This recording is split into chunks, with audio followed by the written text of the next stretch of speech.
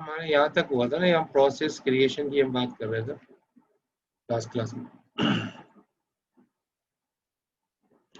तो प्रोसेस के बारे में चैप्टर हमारा चल रहा था, इसके बारे में हमने पढ़ा था लास्ट क्लास में। तो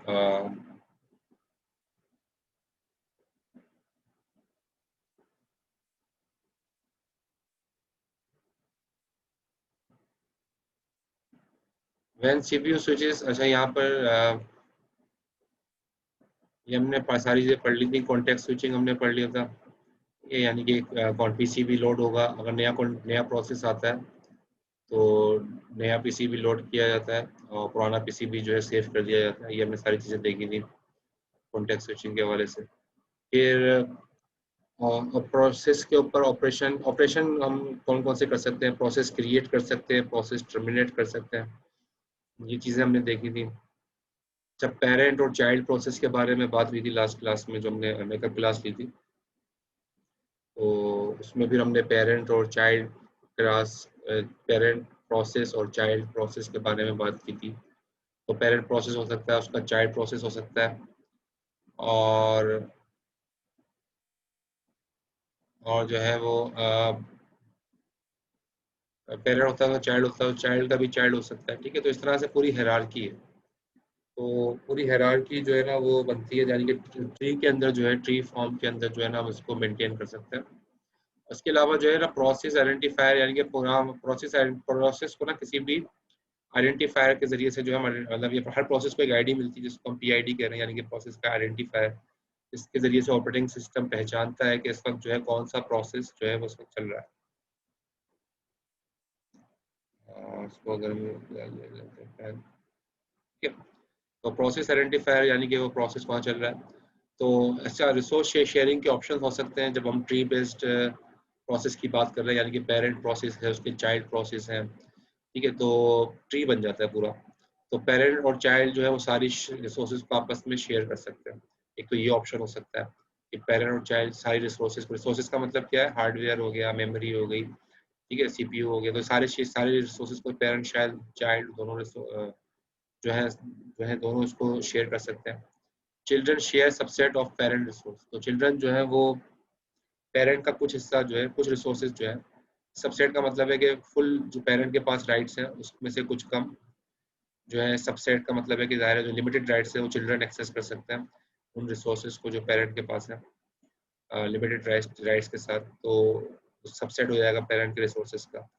और इसका ये भी हो सकता है कि पेरेंट और चाइल्ड आपस में कोई भी रिसोर्सेज शेयर ना करें, ये भी पॉसिबल है। तीनों ऑप्शंस हैं। तो डिपेंड करता है कि कौन से हमारा प्रोसेस जो है वो किस चीज़ के लिए हमें चाहिए, तो उस हिसाब से जो है वो ऑपरेटिंग सिस्टम उसको मैनेज करता है। अच्छा, एग्जीक्यूशन की अगर हम हमारे से बात करें, parent and children execute concurrently, एक साथ। ठीक है, फिर पेरेंट और चिल्ड्रन दोनों एक साथ भी चल सकते हैं, ये भी ऑप्शन मौजूद है कि पेरेंट भी एग्जीक्यूट होता रहे, साथ साथ चाइल्ड भी एग्जीक्यूट होता रहे। तो ये डिपेंड करता है, अगर आपस में डिपेंडेंसी नहीं है ज़्यादा तो फिर तो कंकरेंसी भी आ जाती है। पेरेंट चाइल्ड दोनों साथ साथ भी चल सकते हैं। एक ये ऑप्शन है। दूसरा ऑप्शन ये है कि पेरेंट जो है वो वेट करेगा जब तक कि चाइल्ड कंप्लीट ना हो, यानी कि पेरेंट ने चाइल्ड को इनिशिएट किया, चाइल्ड चलता रहा, जब चाइल्ड कंप्लीट होगा फिर पेरेंट आगे चलेगा। जब तक पेरेंट वेट करेगा जब तक कि चाइल्ड कंप्लीट ना हो जाए, तो ये भी ऑप्शन है। ठीक है, तो ये सारे ऑप्शन हैं, अवेलेबल है, और ऑपरेटिंग सिस्टम इनमें से किसी भी ऑप्शन को यूज़ कर सकता है पेरेंट और चाइल्ड के पेरेंट प्रोसेस और चाइल्ड प्रोसेस के लिए। जैसे ये आप देखो हायरार्की आ गई ना, ये लिनक्स सिस्टम के अंदर एक पूरा ट्री बना हुआ है। लिनक्स सिस्टम में पूरा ट्री बना हुआ है।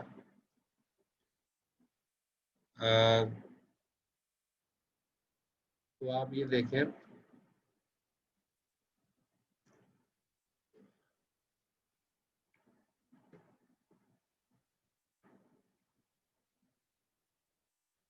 पेरेंट सिस्टम के अंदर जो है ना वो आप देखें, इनिट इनिट क्या होता है?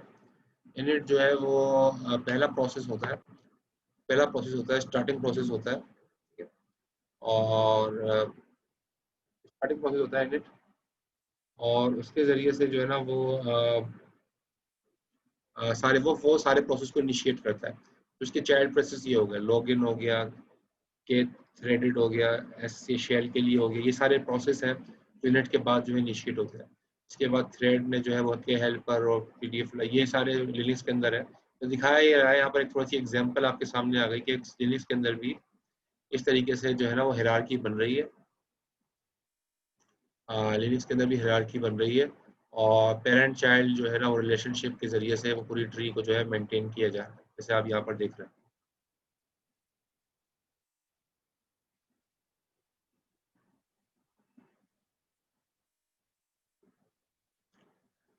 अच्छा जी, एड्रेस स्पेस। अब हम बात करते हैं प्रोसेस, जब प्रोसेस क्रिएशन की बात कर रहे हैं, प्रोसेस क्रिएट होने का जो अमल है, तो उसमें एड्रेस स्पेस की बात करते हैं, ठीक है? यहाँ पर अगर हम देखें, चाइल्ड डुप्लीकेट ऑफ पेरेंट, ठीक है, यानी कि चाइल्ड जो हो सकता है वो पेरेंट का डुप्लीकेट हो, यानी कि चाइल्ड बिल्कुल पेरेंट की तरह हो, यानी कि जो काम पेरेंट कर रहा है वही काम चाइल्ड कर रहा है, तो उसको हम कहेंगे चाइल्ड बिल्कुल पेरेंट का डुप्लीकेट हो गया। ये तो क्या, तो ये भी हो सकता है, ठीक है? इस तरीके से भी चाइल्ड पेरेंट रिलेशनशिप हो सकती है कि दोनों एक ही काम कर रहे हो। या फिर child has a program loaded into it, child के पास ऐसा प्रोग्राम है, यानी कि पेरेंट ने चाइल्ड को एक नया प्रोग्राम सौंप दिया, और चाइल्ड उस नए प्रोग्राम पे काम कर रहा है, उसको एग्जीक्यूट कर रहा है। तो चाइल्ड का प्रोग्राम बिल्कुल न्यू है, यानी कि वो डुप्लीकेट नहीं है पेरेंट का, बिल्कुल न्यू है। तो इस तरह से भी प्रोसेस क्रिएट किया जा सकता है। प्रोसेस बिल्कुल same as it is parent की तरह भी हो सकता है, और प्रोसेस बिल्कुल नया भी हो सकता है जो चाइल्ड के लिए होगा। तो यूनिक्स के अंदर जो है ना वो फोर्क कमांड यूज होती है, फोर्क फोर्क कमांड यूज होती है यूनिक्स के अंदर। यूनिक्स सिस्टम या लिनक्स सिस्टम में फोर्क कमांड यूज होती है। फोर्क कमांड जो है ना एक्चुअली ये नया प्रोसेस क्रिएट करने के लिए जो है ना सिस्टम कॉल की जाती है, यानी कि सिस्टम सॉफ्टवेयर ऑपरेटिंग सिस्टम जो है ना वो सिस्टम कॉल करता है। सॉफ्टवेयर एक इंटरप्ट जनरेट करता है जिसको हम सिस्टम कॉल कह रहे हैं, जिसकी वजह से नया प्रोसेस जो है वो क्रिएट हो सकता है। अगर आप फोर्क लिखेंगे तो नया प्रोसेस क्रिएट हो जाएगा। एग्जिट जो है ना, एग्जिट जो कमांड है लिनक्स में या यूनिक्स में, ये भी सिस्टम कॉल होता है, और ये फोर्क के बाद, आफ्टर अ फोर्क, यानी कि फोर्क के जरिए से तो जाहिर है नया प्रोसेस बन गया, ठीक है? फोर्क के जरिए नया प्रोसेस बन गया, लेकिन एग्जिट जो है वो फोर्क के बाद आप हम चलाते, फोर्क के बाद एग्जीक्यूट होता है। और इसका काम क्या होता है? To replace the process memory space with a new program, यानी कि अगर आपको नया प्रोग्राम, अच्छा चिल्ड्रन को नया प्रोग्राम असाइन करना है, तो एग्जिट के जरिए से चाइल्ड को नया प्रोग्राम असाइन किया जा सकता है, वरना चाइल्ड बिल्कुल पेरेंट का काम ही कर रहा होता है, ठीक है? अगर आप एग्जिट, यानी कि अगर एग्जिट ना किया जाए, एग्जिट कमांड ना चलाई जाए, तो चाइल्ड जो होगा वो बिल्कुल पेरेंट का डुप्लीकेट होगा। लेकिन अगर एग्जिट कमांड चलाई जाए तो चाइल्ड पेरेंट से अलग होगा, और एग्जिट के ज़रिए कोई भी कमांड जो है हम चाइल्ड को दी जा सकती है। और जब तक चाइल्ड जो है अ, वो जब तक वो कमांड कंप्लीट नहीं करता, तब तक जो है वो फोर्क का प्रोसेस जो है वो वेट में रहेगा, क्योंकि वो पेरेंट है। फोर्क प्रोसेस पेरेंट है, एग्जिट एग्जिट प्रोसेस जो है उसका चाइल्ड प्रोसेस है। जैसे आप यहाँ पे डायग्राम में देख लो, ये फोर्क है, ठीक है? फोर्क क्या है? पेरेंट प्रोसेस है, लिखा हुआ है यहाँ पर पेरेंट प्रोसेस है फोर्क। और ये फोर्क प्रोसेस ने क्या किया, इसने एक आप एग्जिट चला दिया, एग्जिट चला दिया तो क्या बन गया? चाइल्ड प्रोसेस बन गया, ठीक है? अब चाइल्ड प्रोसेस अपना काम कर रहा है, ठीक है? जब एग्जिट होगा चाइल्ड प्रोसेस, ये फोर्क प्रोसेस जो है ना ये वेट करता रहेगा, ठीक है? ये वेटिंग स्टेट में रहेगा, फोर्क प्रोसेस वेटिंग स्टेट में रहेगा जब तक कि चाइल्ड प्रोसेस जो है वो अपना काम खत्म नहीं कर लेगा। जब चाइल्ड प्रोसेस अपना काम खत्म कर लेगा, फिर फोर्क जो है आगे कंटिन्यू करेगा, रिज्यूम करेगा। तो ये एक तरह से जो है वो लिनक्स या यूनिक्स ऑपरेटिंग सिस्टम के अंदर जो पेरेंट चाइल्ड का जो क्रिएशन हो रही होती है उसका एक सिनेरियो यहाँ पर दिखाया गया। कोई क्वेश्चन तो नहीं है स्लाइड में? Any question? No sir.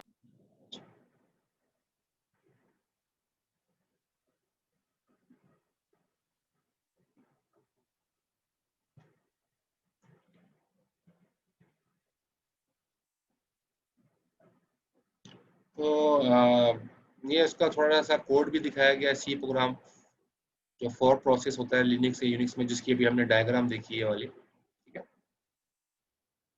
Fork क्या है? फोर्क सवाल है, फोर्क क्या है? फोर्क जो है ना वो एक कमांड है यूनिक्स की, इसको आप चलाते हो तो नया प्रोसेस क्रिएट हो जाता है। फोर्क चलाते हो नया प्रोसेस क्रिएट हो जाता है, और एग्जिट चलाओगे तो चाइल्ड प्रोसेस बन जाएगा।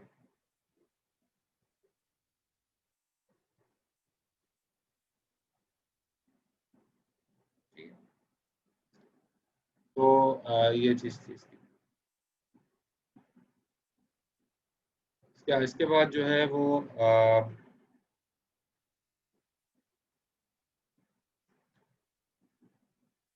हम यहाँ पर देखें, ये प्रोग्राम आपके सामने शो हो रहा है। ठीक है, और ये सी के अंदर प्रोग्राम लिखा हुआ है, क्योंकि देखो लिनक्स या यूनिक्स ऑपरेटिंग सिस्टम है सारे सी के ऊपर लिखे गए हैं।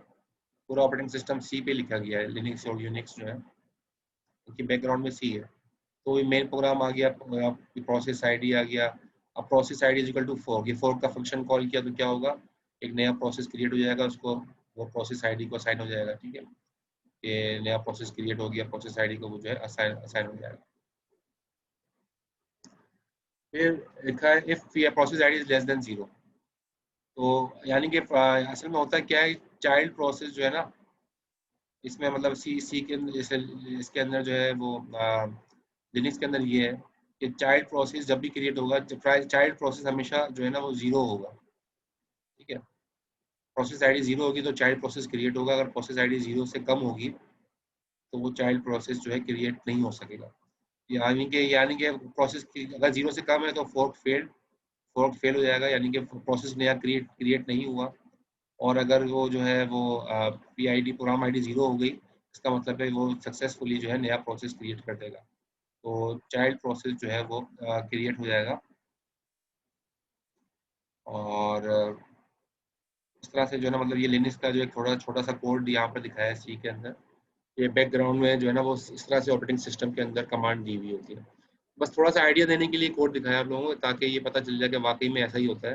प्रोसेस बाकायदा बनते हैं किसी भी ऑपरेटिंग सिस्टम में, उनके चाइल्ड प्रोसेस बनते हैं, उनको प्रोसेस प्रोसेस आईडी असाइन होती है, ये सारा काम एक्चुअली होता है।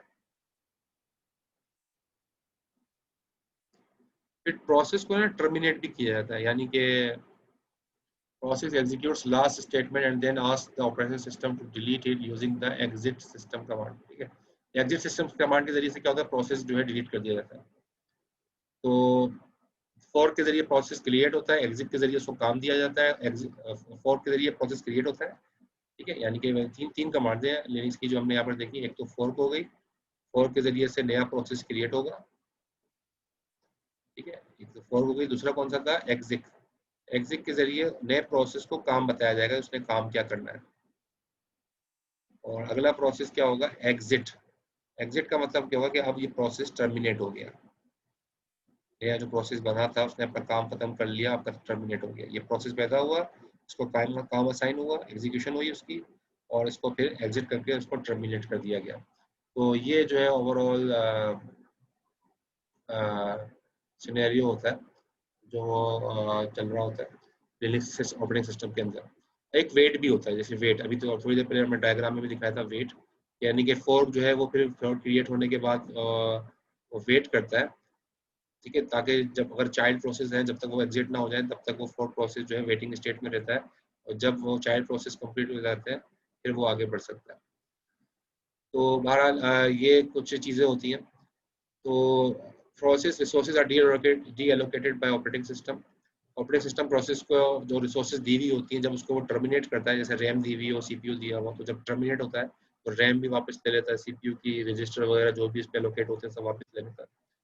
पेरेंट में terminate the execution of children process using the abort system call. ठीक है, अबॉर्ट का मतलब क्या है, कि जबरदस्ती जो है वो पेरेंट ने चाइल्ड को किल कर दिया। तो इससे ये कभी कभी ऐसा होता है कि जाहिर है ये क्या कौन सी सिचुएशन होती है, ये नीचे लिखा है, child has exceeded allocated resource. Child वो चलते चलते उसने इतनी रिसोर्सेज यूज करना शुरू कर दी जो कि उससे एलोकेट की थी उससे ज़्यादा। फॉर एग्जांपल रैम जितनी इस चाइल्ड को एलोकेट की थी, वो रैम को उससे ज़्यादा एक्सेस करने की कोशिश कर रहा है चाइल्ड, या प्रोसेसिंग पावर उसको जितनी दी थी, या आईओ डिवाइसेस जितनी असाइन की गई थी वो उससे ज़्यादा की कोशिश कर रहा है। तो उस सूरत में क्या कर दिया जाता है, जो प्रोसेस को ऑपरेटिंग सिस्टम जो है वो एबॉर्ट कर सकता है। एबॉर्ट का मतलब क्या, खत्म कर सकता है, बीच में ही इसको टर्मिनेट कर देगा। या फिर task assign to child is no longer, child ने अपना काम मुकम्मल कर लिया, अब चाइल्ड मौजूद तो है लेकिन वो टर्मिनेट नहीं हुआ, तब भी वो जबरदस्ती उसको एबॉर्ट कर दिया जाता है कि अपना टास्क उसका चाइल्ड का कंप्लीट हो गया, तो फिर उसकी रहने की जरूरत नहीं है चाइल्ड प्रोसेस की। या फिर the parent is exiting and the operating system does not allow a child to continue if its parent terminates. ठीक है, तो पेरेंट जो है वो, अब पेरेंट ही जो है एग्जिट हो रहा है, जब पेरेंट एग्जिट हो रहा है तो पेरेंट तो नहीं चाहेगा कि उसके चाइल्ड प्रोसेस चलते रहे। ठीक है, तो जब पेरेंट एग्जिट हो जाता है तो जबरदस्ती उसके चाइल्ड भी जो है वो सारे टर्मिनेट कर दिए जाते हैं। जैसे आपने देखा होगा एक फोल्डर है ए, आपने एक फोल्डर बनाए ए के नाम से, ठीक है, उस ए फोल्डर के अंदर एक और फोल्डर बना दें बी के नाम से, और उस बी फोल्डर के अंदर एक और फोल्डर बना दें आप सी के नाम से। अब ये 3 फोल्डर बन गए, ए बी और सी। लेकिन जब आप ए को डिलीट करोगे तो जाहिर है ए पेरेंट हो गया ना, तो बी और सी भी ऑटोमेटिकली डिलीट हो जाएंगे। वो पहले सी को डिलीट करेगा, बी को डिलीट करेगा, फिर ए को डिलीट करेगा। ठीक है, अगर पेरेंट को डिलीट किया जाएगा तो चिल्ड्रन जो है वो अबॉर्ट कर दिए जाते हैं, चाइल्ड प्रोसेस सारे के सारे अबॉर्ट कर दिए जाते हैं अगर पेरेंट जो है वो लीव कर रहा है। तो ये क्लियर हो गई बात, कोई क्वेश्चन है तो कर सकते हैं।